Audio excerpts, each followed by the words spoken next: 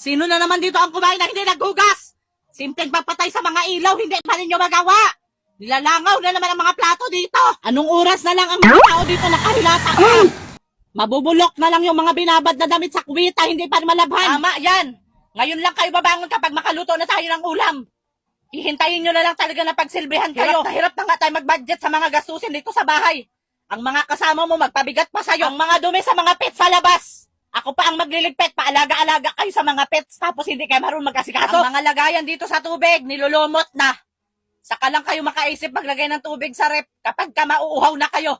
Maghahanap ng malamig. Sige, wag pa kayo magsipagbangon dyan. Sisilaban ko talaga kayo. Wag nyo talaga ako subukan ngayong araw na ito.